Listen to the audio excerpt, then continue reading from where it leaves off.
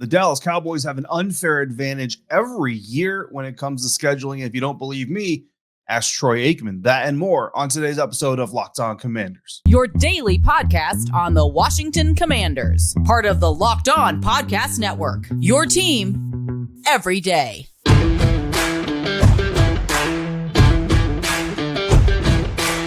Welcome in, Commanders fans, to the Locked On Commanders podcast, part of the Locked On Podcast Network, your team every day. This is your daily podcast covering the Washington Commanders, so please subscribe or follow for free on YouTube or wherever you listen to podcasts so you always get the latest episodes when they drop.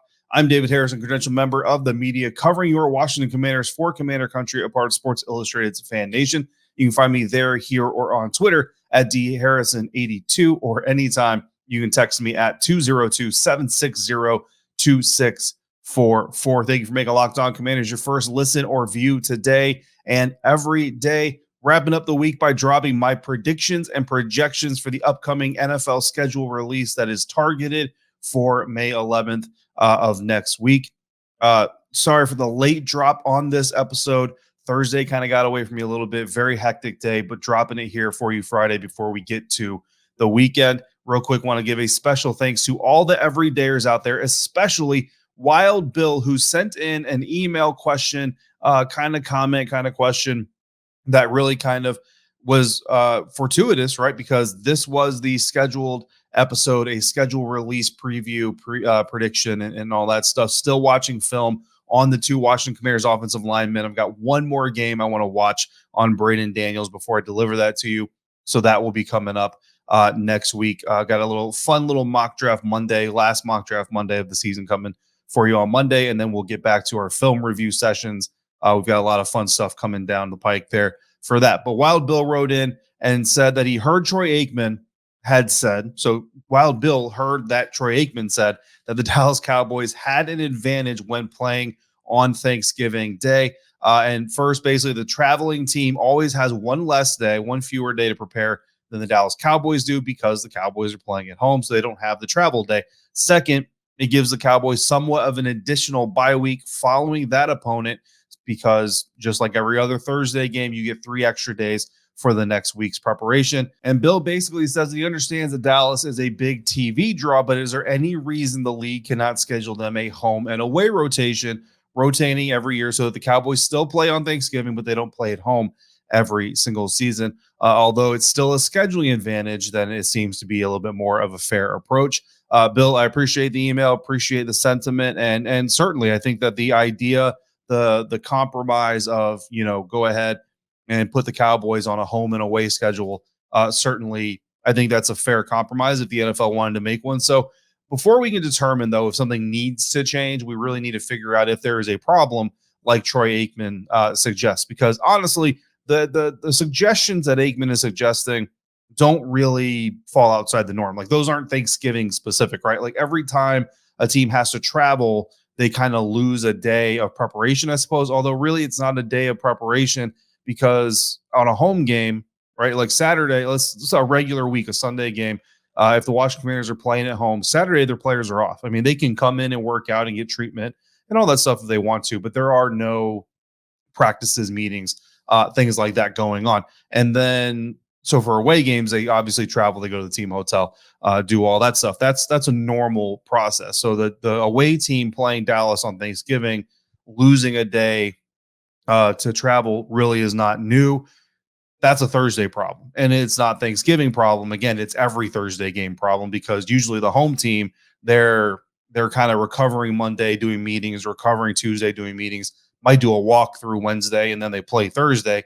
Whereas the away team is traveling, obviously, that Wednesday, so they can't do, the walkthrough. Sometimes you hear about them doing walkthroughs in the hotels after they get there. So now that is where I think the crux of this conversation come in is it fair necessarily for the Cowboys to get that week at home every single year? I don't know that it really completely matters, other than the fact that, like you said, it is a Thursday night game. So certainly make the Cowboys travel every once in a while versus staying home could be a compromise. Now, the Cowboys have been playing on Thanksgiving since 1966 at home, and they did win each of their first 6 games they hosted on the holiday before they lost 31-10 to the San Francisco 49ers in 1972.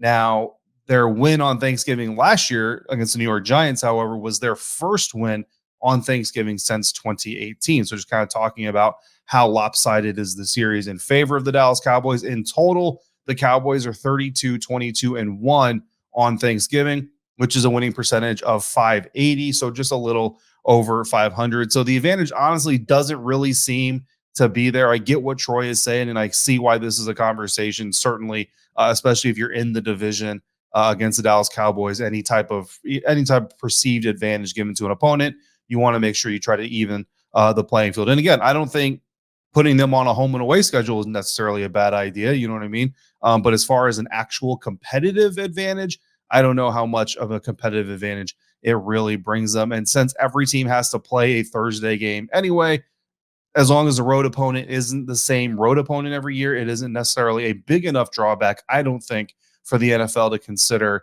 changing it, especially, and Bill acknowledged, like, the TV draw, got it, but it's not just a TV draw. The Giants and Cowboys Thanksgiving game last year was the most watched regular season game in NFL history. It drew 42 million plus viewers. So it's not just a TV draw, it's the TV draw. As much as we hate it, as much as we don't like it, it just is what it is. More viewers tune in to a Dallas Cowboys Thanksgiving game than any other regular season game in NFL history. In fact, the third most watched regular season game in NFL history is another Cowboys Thanksgiving game. So it is what it is. The NFL has basically tried to address other NFL teams getting the opportunity to host Thanksgiving games and get some burn on Thanksgiving Day by adding that third game. So you now have the Lions with the home game, the Cowboys with the home game, and then there is a third game now. I think 2006 is when that started. So that, but that third game doesn't have a traditionally repeating host. It's just kind of a flex game, and that gives other teams the opportunity to host Thanksgiving games. Lastly, home teams were 8-11 last year on Thursday night games. As of 2020, which is the last accurate aggregation I can find, home teams were winning Thursday games at a clip of about 57%, which is about normal. Home teams win about 57 to 60% of games anyway. So really, that Thursday home game, not really an advantage from a winning and win-loss perspective to the home team versus the away team, as we would probably like it to be, right? So again, not sure that all those numbers really give the NFL enough motivation to switch it. Plus, we have to remember that for Lions and Cowboys fans, this is part of Thanksgiving, right? And again, this goes back a while. So a lot of football fans these days, like, that's always been a Thanksgiving thing. That's not the case for every NFL fan base. There are plenty of markets where if you put a Thursday Thanksgiving Day game on in that market, it would be kind of risky because you definitely want a sold out stadium. You definitely want to make as much money off if you can if you're the NFL. So if you go into some sort of rotational system, right? Like we have these international rules and we have these Thursday night rules. Like if you go into a system where every team is essentially forced at some point in time to host an NFL game, you try to make the best matchups you can. But eventually you're going to be forced to send a game to, say, Tampa, Florida on Thursday afternoon on Thanksgiving Day. And I'll tell you right now, that team is not good. If that Buccaneers squad is not good, they better be playing the Cowboys or a team that has a fan base that travels really well, because if not, those seats in that stadium are going to be empty. Places where people have more options, you see FedEx, right? They completely close a level of the stadium because it's not going to sell. When people have options on how they spend their off time, your team has to be really good in order to fill those seats. So if you end up putting yourself in a situation as the NFL where you're basically stuck putting a game in a place where you don't necessarily want to because of the rotation, that could be a problem. Also, I don't know that a lot of players and coaches are really itching to play on Thanksgiving either. So they're kind of happy to let the Cowboys and Lions keep up that tradition. So they don't have to publicly kind of say, we don't want to do things. Just like, no, you guys keep your Thanksgiving tradition. You're good. These guys don't get a lot of downtime in the season, but Thanksgiving is a holiday that usually the teams will make exceptions for. I know last year Washington gave their guys Thanksgiving off, and they still won their following game against the Atlanta Falcons. Now, I do think they came in Tuesday of that week, so they didn't get Tuesday off. They got Thursday off, so they put the same amount of work in, just flip the schedule around so that guys could be home for Thanksgiving, or the single guys could hang out and get a good meal on Thanksgiving. So on top of concerns over whether a home team crowd would fill a stadium, there's also the other aspects of the logistics of it. So I don't think Lions Cowboys Thanksgiving is really going anywhere anytime soon. But there is a chance that the Washington Commanders could be playing on Thanksgiving this year if you want them to. And that is coming up next as I try to predict the schedule on today's episode of Locked On Commanders, part of the Locked On Podcast Network, your team every day. And we're doing that today thanks to our friends over at Built Bar. If you're looking for a delicious snack, but you don't want all the sugar and the calories, then you need the best tasting protein bar ever. Built. You got to try this. Built bars are healthy and they taste amazing. They taste so amazing, you're not going to realize that they're good for you. Plus, they're all covered in 100% real dark chocolate, and they come in unbelievable flavors like churro, peanut butter brownie, and cookies and cream. The bars taste like candy bars while maintaining amazing, healthy macros while only carrying 130 calories, just 4 grams of sugar, but they pack 17 grams of protein. You can get them at your local Walmart or your Sam's Club, where specialty flavors can be found on built.com. Head to your nearest Walmart today. You can grab yourself a 4-bar box of cookies and cream bar, double chocolate bar, or a coconut puff in the pharmacy section. Or if you go to Sam's Club, you can run in there and grab a 13-bar box of hit flavors like brownie batter puff and churro puff. And of course, you can still go to built.com and check out the limited edition animal cookie bar, peanut butter puff, or snickerdoodle chunk puff. That's built.com. Built different. You got to try this.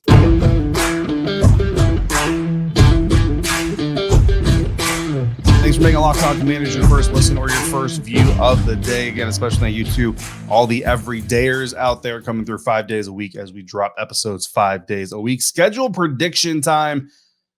We're going to try to dive into this. It's like mock drafting, right? If I get like 2 or 3 of these games right, I'm going to be super happy and chalk that up to a win. But let's see if we can figure out a little bit of this thing. So for those who don't already know, Washington's home opponents this year are set to be, of course, Philadelphia, the New York Giants, the Dallas Cowboys, but also the Miami Dolphins, the Arizona Cardinals, the San Francisco 49ers, Buffalo Bills, and the Chicago Bears will all head to FedEx this season to play games against Commanders. On the road, the Commanders will face, again, the Eagles, the Giants, and the Cowboys, but they'll also head back to MetLife for a second trip to face the Jets. They'll head west to face the Seattle Seahawks and the Los Angeles Rams. They'll head south to the Atlanta Falcons. They'll head to Mile High to face the Denver Broncos, and they will also face the New England Patriots. So those are the opponents. Now let's start by first trying to predict which games could be primetime games. Now, it's important to remember no team is allowed more than 5 primetime games. I think the flex schedule at the end of the season allows for like an additional primetime game potentially. But look, unless you're Patrick Mahomes and the Kansas City Chiefs, Jalen Hurts and the Philadelphia Eagles, maybe the Buffalo Bills, you're not getting 5 primetime games. I think Tom Brady and the Buccaneers got 4 last year, if memory serves. So I doubt Washington is going to get 5. You're probably looking at 1 or 2 at the most, and that includes your Thursday night game. So it just kind of is the state. I mean, you see the national projections. People are already predicting the Washington Commanders to have like the 5th or 6th overall draft pick next season. So people not expecting a lot from this team on the outside. Now, what are some options when you look at these opponents for potential primetime games? I think probably your best option is in Philadelphia, right? Last year, the Philadelphia Eagles were undefeated coming into primetime at home against the Washington Commanders on Monday Night Football. The game was exciting. It was surprising. And it honestly sets up good reasons for both fan bases to turn up, both in the stadium and on television, and for the rest of the league to really take notice as well. It's kind of one of those things where it's, okay, Washington, you did well last year Monday night in Philly, so we're going to reward you by sending you back and give you another primetime trip. It would be on the road. It would be in a hostile environment. The NFL would love it. It's a division rivalry, all of those things. And for Commanders fans, look, if Sam Howell can beat Jalen Hurts and the Philadelphia Eagles, I mean, maybe that's where you start the legend of Sam Howell, right? So that's kind of the number one option. I think the number one target that makes most sense for the NFL to schedule as a primetime matchup for the Washington Commanders. Next one I have is versus Arizona. Why? Because there's really only one way to make Arizona Cardinals versus Washington Commanders more exciting than it already isn't, and that is to put it on Thursday Night Football. It's a primetime game. Yes, it's a technicality, but it's there. Look, rabid football fans, guys and gals that just need football 24/7 are going to tune in because it's the only game on. That's why Thursday Night Football continues, because they literally have the market cornered. And the NFL wins because they get a West Coast fan base, they get an East Coast fan base, and everybody in between will have some interest in it. And like I said, with the trajectory that the Arizona Cardinals are on, with the expectations that people have for the Washington Commanders, pretty much the only way you're going to get a lot of excitement out of that game. Next up, next candidate I have for a primetime matchup is versus Buffalo. So Buffalo, Josh Allen at FedEx Field. Anytime the NFL can get Josh Allen on primetime, they're probably going to try to take it. You have the nation's capital backdrop. You got all this. If this is a later game, you get the Buffalo Bills outside of upstate New York winter weather. So you actually have the potential of having a good Buffalo offensive output in that game. So I think the Buffalo Bills just a natural draw for the NFL to make a primetime game. Next up, I've got at Denver on the list of potential primetime games. Possibly look, I don't know how big the Russell Wilson Commanders storyline could really play out. Like, it's going to be something we talk about, I'm sure. It's going to be something that's written out here. From a national perspective, I don't know how big of a deal that really is going to be. But if you do it early enough in the 2023 NFL season, you could milk the fact that this year is 35 years since Doug Williams became the first black quarterback to win a Super Bowl. Now, this is a technicality, right? Because the game was played in 1988. Now, obviously, it was played in January of 1988. So we're well past the 35th anniversary. But the game was played in 1988. So you could lean on that 35-year storyline, yada, yada, yada. It's the 36th season because, of course, the Super Bowl played in 88 was for the 87 season. But Washington and Denver didn't play last year. So you didn't have that opportunity. So if you're at the NFL and you really want to milk this, you get the setting of Mile High in primetime, which is always great. You get the Washington versus Denver history in there, which is good.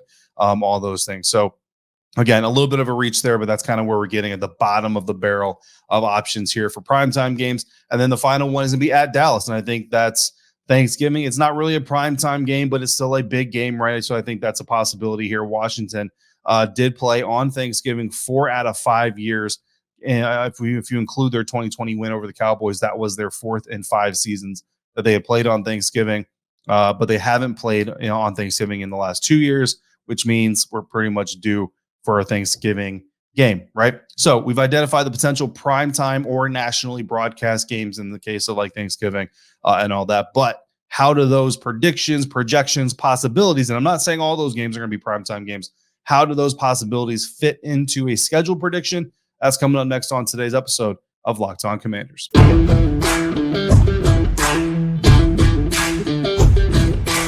Schedule prediction time here on Locked On Commanders to wrap up the week heading into the weekend. The NFL has announced that it has a target date of May 11th, which is next week, to try to release the NFL schedule. Now that Lamar Jackson is back with Baltimore, now that the Aaron Rodgers trade to the New York Jets is solidified, that kind of gives them all the ammo they need to really go through and solidify the schedule. So we're going to do our best here to see if we can nail down some of these games. I think anytime the Washington Commanders open the year against a division rival, it's usually against the Philadelphia Eagles.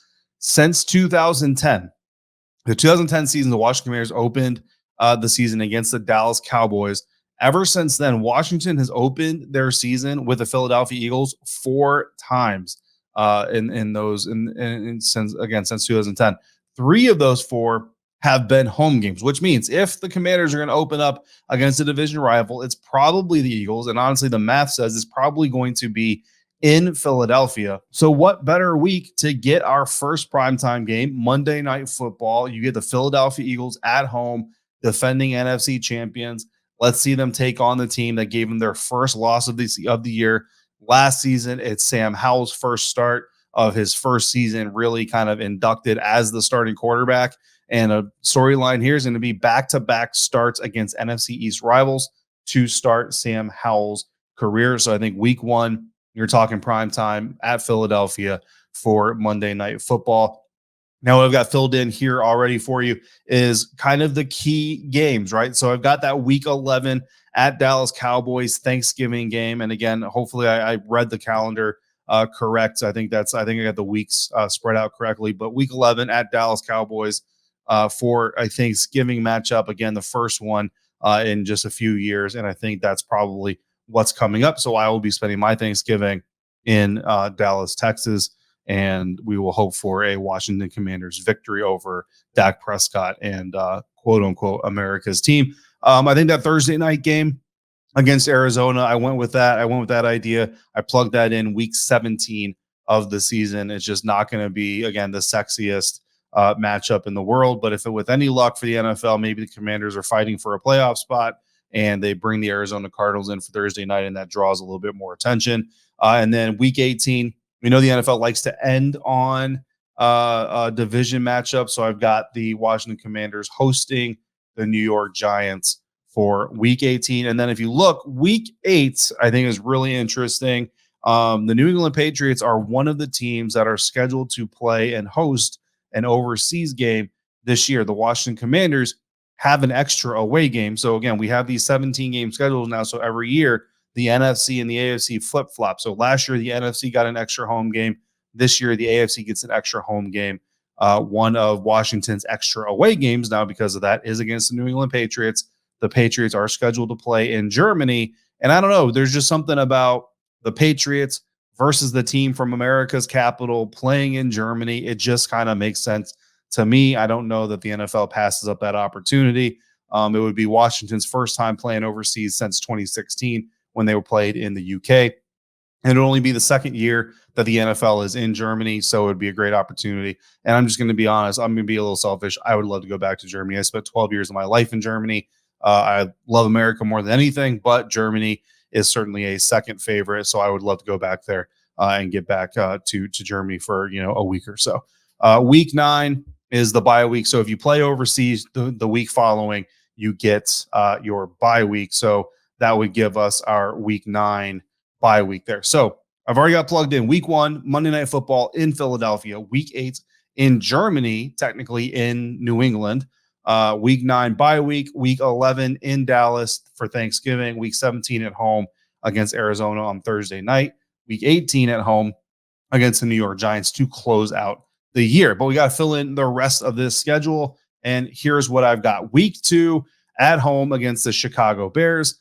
You have an exciting matchup, Monday Night Football against Philadelphia Eagles. Let's follow it up with what was quite the snoozer last year, but versus Chicago Bears, maybe we get a little bit more excitement out of this game. Week 3, get back to the division, host the New York Giants before you head to New York in week 4 to face the Jets. So you get a New York back-to-backer, but one is the Giants coming to FedEx, one is the Commanders heading to MetLife to face the Jets. Week 5, bring in the Miami Dolphins. Week 6, bring in the Dallas Cowboys. So you get 4 home games in the first 6 games, because week 7, you're going to Seattle all the way to the West Coast. And then week 8, you're going to Germany all the way overseas. And yes, I've seen the NFL do it, so I would not be surprised to see them do it here.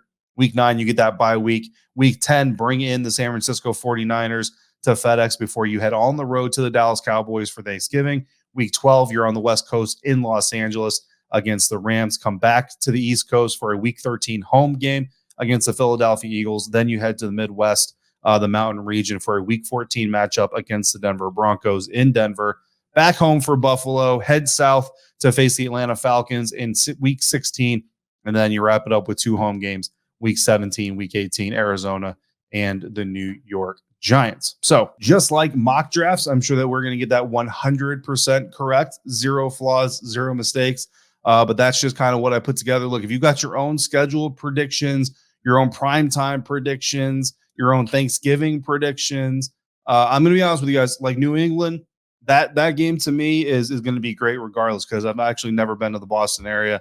So I'm looking forward to visiting Boston. I'll probably go up there a few days early, get some sightseeing and stuff like that. And if it's in Germany, then I get to go back to Germany. So I'm going to win for that game from a personal experience either way. And then Denver, whenever that game is, Colorado is home.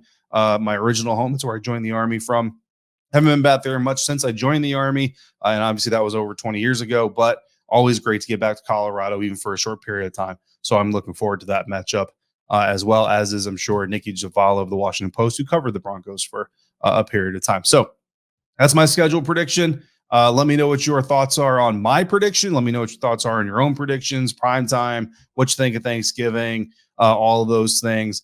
In the meantime, thank you for making Locked On Commanders your first listen or your first view every single day for the everydayers. Again, I'll be back. A little bit of a fun mock draft Monday, coming, not a full mock draft Monday, but a little bit of a mock draft Monday episode coming up to start next week. And then I'm going to watch more film this weekend. And then Tuesday, want to drop the offensive line, Ricky Stromberg and Braden Daniels their film study episode where they fit into the depth chart, and then we'll continue down through the draft class, all leading to Washington Commanders rookie camp next Friday. My Friday episode next week will be late again, but not for the same reasons. And it'll actually be later because we will get media access to NFL rookie camp next Friday. So I'm going to go to rookie camp, get my observations, and then I will shoot an episode. So probably Friday evening for that Friday episode. But either way, I'll be back eventually, sooner rather than later. In the meantime, send your questions or your comments via email to lockedoncommanders@gmail.com, on Twitter at dharrison82, here in the YouTube comments, in the live chat, or text me anytime